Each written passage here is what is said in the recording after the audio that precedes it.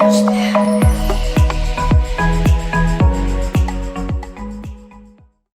guys, welcome to CIE GCE Academy.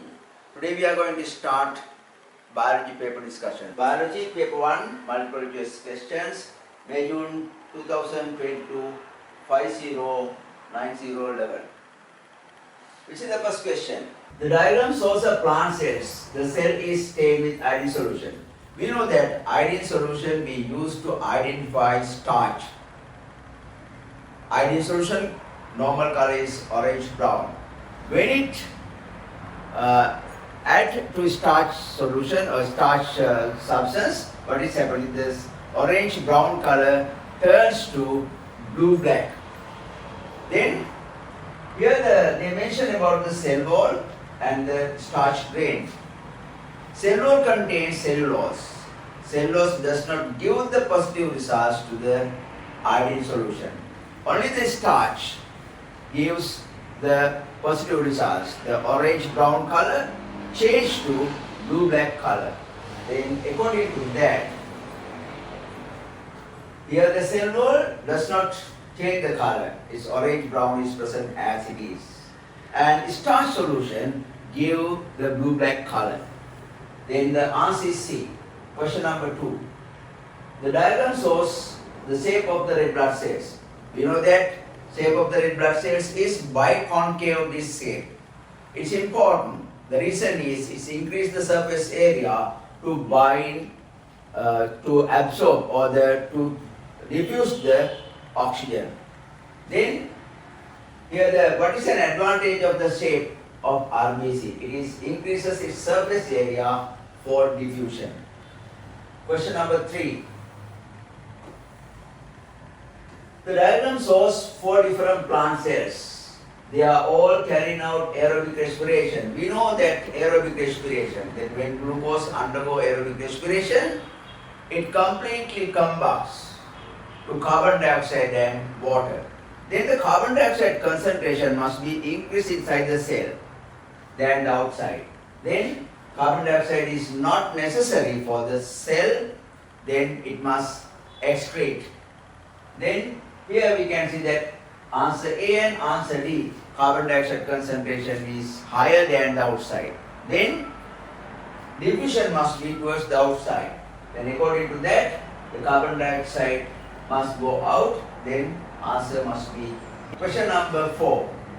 The rate of nitrate ions absorption by root hair cells was measured at different soil nitrate concentration. At X, then here mention the X. The concentration of nitrate in the soil is the same as in the cell. Which graph shows how the rate of absorption varies with nitrate concentration in the soil. We know that nitrate ions as well as magnesium ions absorb from the soil into the root hair cells by active transport. Then the amount of nitrate ions that present in the soil is just increased beyond the zero, it starts to absorb. Then here they mention the point X. What they say about the point X? At X the concentration of nitrate in the soil is the same as in the cell. That means there is no concentration difference at point X. But here the two diagrams, here that C and D, they say the nitrate ion starts to absorb when the concentration is equal in root hair cells and the soil, but it does not. Before that, it must start. Then answer C and answer D is wrong. Then we come to the answer A and B. Here the concentration of nitrate ion increase gradually, or the rate of absorption is increased gradually, and it comes to the constant level when the concentration is equal in root hair cells and the soil. But it never happened. It does not want to occur. The reason is when the concentration is equal to root hair cells and the soil, after that, against the concentration, gradient nitrate ions starts to absorb into the cell. Then at that time, what is happening? Losing energy, again and again absorb nitrate ion. Then it takes the constant level after the concentration is equal level. That means rate of nitrate ion absorption furthermore increase, and then after that only become to constant level. Then answer is A. Question number 5. The graph shows how the rate of reactions of a protease from the stomach varies with pH. We know that stomach wall secrete gastric juice. It contains HCl. Then HCl maintain the pH of the stomach. Then stomach secrete another protease enzymes called pepsin. Pepsin's optimum pH is 1 to 3. Then we can see the graph. This is the pH at that time. The rate of reaction has gone maximum level. What does it mean? The optimum pH for enzyme activities at the X level. That means from this answer, what describes the pH at point X. Right. Then here this pH is the optimum pH to get the maximum rate of reaction of the enzyme. Then the answer is the pH that produces the highest rate of enzyme activity. That's the answer. Question number 6. A dilute starch solution turns blue when very dilute iodine solution is added. This disappears as the starch is broken down by amylase. The graph shows the disappearance of the blue color at different temperature. We know that starch gives the positive results for the iodine solution. Now very dilute solution is used, and with the time when the amylase acts on the starch, what has happened? The starch digested into maltose. Then maltose does not give the positive results for the iodine. Then gradually the blue color is disappeared. When the temperature is increased, we can see that when the temperature is 0 at that time, to change the color it takes more time. 35 minutes it has taken. And gradually when the temperature is increasing, what has happened? To disappear the blue color, it takes the time between 0 and 5. Then this is the optimum temperature. We know that for almost all the enzymes, optimum temperature is that 7 degrees Celsius. Then here, the blue color disappearance is there within 0 to 5 minutes. And then because of that, which statement explains the shape of the curve? Enzyme activity rises as the temperature rises? No. When the temperature is beyond the 7 degrees Celsius, what has happened? The enzyme activities has reduced. We know that optimum temperature for almost all the enzymes is that 7, and if it beyond 40 degrees Celsius, the active enzyme starts to denature. What does it mean? That active site shape is changed. Then according to that, if it come up to the 60 degrees Celsius, completely all the enzyme denatured. And because of that, we can't say when the temperature is increasing, the enzyme activity is increasing. It is only up to 40 degrees Celsius. Now, then according to that, answer B, enzymes have an optimum temperature range for activity. Yes, that's the answer. We can see that maximum activity of enzyme is given at that 7 degrees Celsius. Then answer is B. A plant has leaves with both green and white areas. One of its leaves is partly covered aluminium foil which block light. We know that here the test for whether photosynthesis occurred or not. If photosynthesis occurred, we know that starch is the final result. Then we can identify whether starch is present or not. Then we use iodine solution. When we put iodine solution, the iodine solution color change from orange to blue-black. Then here, first of all, we should know what are the factors that involve for the photosynthesis. We know that light must be there, chlorophyll must be there, carbon dioxide must be there, water must be there. Then here they use the variegated leaves. Variegated leaves mean different colors are present in the leaf, not only the green color. Here the margin shows the white color, then there is no chlorophyll. And here the middle area is green color, chlorophyll is present. Chlorophyll is essential to absorb light energy to turn to chemical energy. Then, if we consider this area by this aluminium foil completely block the light, then light is not present in this area. Now we see that what is the things that after that they did.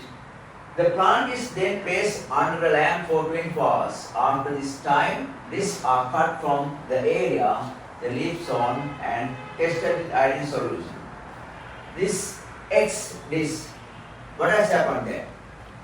X does not have chlorophyll. Then because of that, no chemical substance to absorb sunlight, there is no photosynthesis, there is no positive charge for iodine solution. And why? Why? That area contains chlorophyll as well as enough amount of sunlight is there and carbon dioxide and water supplement is there. Then photosynthesis occurred, then Y gives the positive charge for iodine solution. And we see that research, what has happened there? Chlorophyll is present but light is cut off. Then because of that, no photosynthesis, no positive charge for Z. And W, what will happen with the W? Sunlight is there but no chlorophyll. Sorry, sunlight is not there, chlorophyll is not there, there is no positive charge. Then answer is D only. Right? In Y area only gives the positive charge. A gardener grows tomato plant in pots. To begin with, the plants produce green leaves and grow quickly.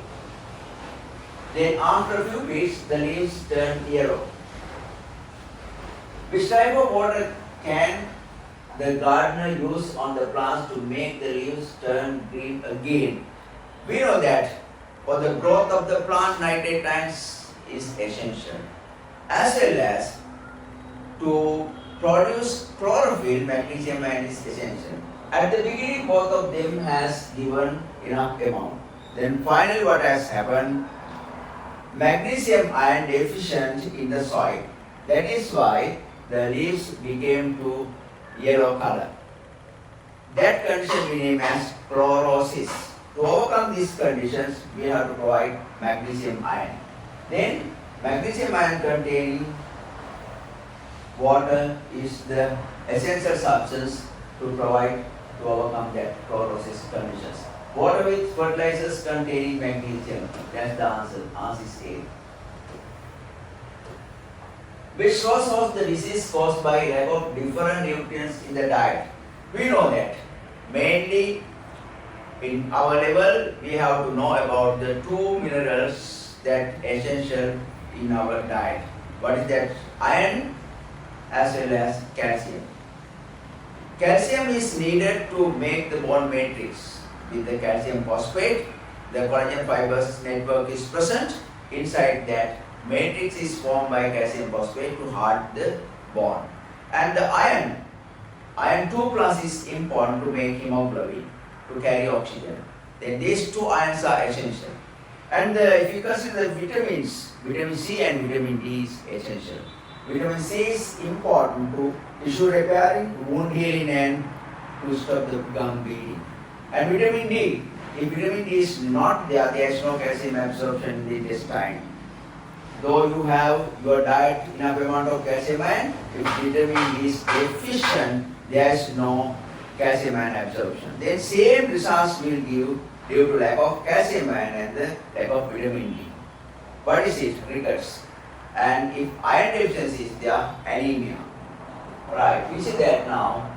Lack of iron, anemia. And answer B and answer D furthermore correct. Lack of vitamin C, scurvy. And lack of vitamin D, rickets. Then final answer is D. 4 food tests were each carried out on 4 different white powders A, B, C and D. The results are shown in the table. Which powder contains a carbohydrate, fat and protein? We know to identify carbohydrate. There are 2 types of carbohydrate we learn in our O-level. What and what? The reduced sugar and the starch. Reduced sugar gives the positive results for Benedict solution. The Benedict solution color is blue color. It turns to reddish brown. We know that already we learned about the starch. Starch is the positive charge for iodine solution. Then iodine solution color is orange brown, it turns to blue black. And for the protein, we use violet reagent. Violet reagent color is blue color. If protein is present in the diet, it turns to pink color. And the other good substance is the fat. To identify fat, we use that alcohol emulsifying test. During the alcohol emulsifying test, it gives the cloudy appearance in the medium. Then it is the positive charge for lipids. Then here, when it tests blue color, gives that means there is no reducing sugar. And violet test, violet color is okay, correct, it is give the positive charge for that. And ethanol emulsifying test, milky or cloudy appearance is there. And iodine solution test, blue black color. Yes, that's the answer for question number 10. Answer C. What is an example assimilation? We know in the digestive system, there are 5 processes involved. One is ingestion, the taking the food from outside into the mouth. And the second process is digestion. It starts as mechanical digestion and the chemical digestion from oral cavity to the small intestine. After digestion, what should be there? The absorption of the nutrients. And after absorption, the nutrients, what has happened? It undergo assimilation. All the nutrients that absorb from the intestine enter into the special vein called hepatic portal vein and goes to the liver and release all the nutrients in the liver. And in the liver, the excess amount of amino acids undergo the protein synthesis. That is the example for assimilation. And the glucose undergo glycogen production. That means undergo polymerization and produce glycogen. These processes we name as assimilation. After that, undigested food particle must remove from the body. It is called ingestion. Then the ingestion, digestion, absorption, assimilation and ingestion are the 5 processes that in the digestive system. Now, assimilation, building of protein from amino acids. It's we know that metabolic reactions we can divide into anabolism and the catabolism. Then the amino acids undergo polymerization to produce protein is metabolism. It is called anabolism. Building up. Plant suits were set up as shown in the diagram in the same environmental condition. Waterproof petroleum jelly was applied to the plant leaf surfaces as shown. Each beaker with its plant suit and water was weighed at the start of the experiment and after 24 hours. After 24 hours, the percentage loss in mass was calculated for each plant suit. According to the shape of the leaves, the blade is wider. That means it has dorsal surface and the ventral surface. According to that, we can say this type of leaves have or the shoot part has taken from the dicotyledon plants. In dicotyledon plants, the lower surface has large number of stomata. Then mainly the transpiration is occurred in the dicotyledon plants from the ventral surface of the leaves. Then according to that, here the petroleum jelly, it is waterproof chemical, then because of that water was passed to this petroleum jelly. Now they have applied this petroleum jelly on the surface of the leaves and down surface of the leaves, that is the ventral surface, and both sides, and one shoot did not apply the jelly. Then here that we can see that plant 1, petroleum jelly on lower leaf surface, that means large amount of water transpiration has blocked, while almost all the stomata present in the lower surface of the dicotyledon plants. And plant 2, petroleum jelly on upper leaf surface, less amount of stomata can be present on the surface, that means the dorsal surface of the leaves in dicotyledon plants. Plant 3, petroleum jelly on upper and lower surfaces, that means both sides completely covered, then both sides stomata want to the transpiration process. And plant 4, no petroleum jelly, that means both sides, dorsal and ventral surface, stomata will do the transpiration. Yeah, which shows out the results of this experiment. Percentage loss in mass after 24 hours, percentage loss. Then here the very lowest amount upper and lower surface. That means the very low amount of transpiration is occurred in there. Then that's the number we can consider as 3. And the plant 4, then large amount of transpirated, then we can say it is 15. And the plant 2, only the upper leaf surface, then the lower surface contains more stomata, then more transpiration is occurred. Plant 1, petroleum yellow, low and upper surface both, then is 5. Then I got that answer is B. Question number 13. What is the main cause of water moving up to the leaves in the xylem vessel? We know that xylem that present inside the leaves we name as vascular bundle. Around the vascular bundle, spongy mesophyses are present. Then the water that from the xylems enter into the spongy mesophysis cells. We know that through the spongy mesophysis cells, there are 2 types of movement of the water. One is apoplast, that is through the cell wall, and the other one is symplast, that is through the cytoplasm. And to the adjacent cells that way across the spongy mesophysis cells, the water is moving. And according to that, who takes the water from the xylem, that is by evaporation from the walls of the mesophyll cells. That's the answer. Which blood vessels carry blood towards the heart and towards the lungs? We know that blood vessels are there directly attached with the heart. Then the blood from the heart taken by the arteries and blood to the heart brings by the veins. Then there are 2 veins that bring the blood into the heart. That is vena cava, superior vena cava and inferior vena cava. Then the other one is pulmonary veins. And from the heart, blood taken out by the pulmonary artery and aorta. Then according to that, this question is which blood vessels carry blood towards the heart and towards the lungs?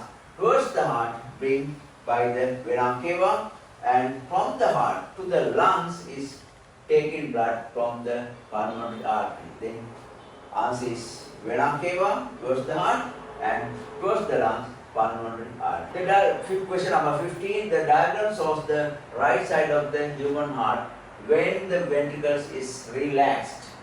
Here the ventricles relaxed and the valve is there naming X, that is tricuspid valve, and here the pulmonary valve or semilunar valve. We know when the ventricle is relaxed, at that time the blood from the right atrium must pass into the right ventricle via tricuspid valve. As well as when the ventricles is relaxed, at that time the pulmonary valve must be closed. Otherwise, the blood that entered into the pulmonary artery will come back. Valve's function is stop the backflow. Stop the backflow. Then here it has happened. Now the question is, this is the conditions that when the ventricle is relaxed, then the tricuspid valve opens and the pulmonary valve closed. Then the question asks, which law describes the position of valves X and Y when the ventricle contracts? When ventricle contracts, what is happening? The pressure increase. And according to that, first close this valve, and furthermore, when it contracts, furthermore pressure is increasing and the valve Y is open. That is semilunar valve or the pulmonary valve. Then when the ventricle, right ventricle contracts, tricuspid valve closed and pulmonary valve open, or the Y is open. Then valve X is closed, valve Y is open, answer is B.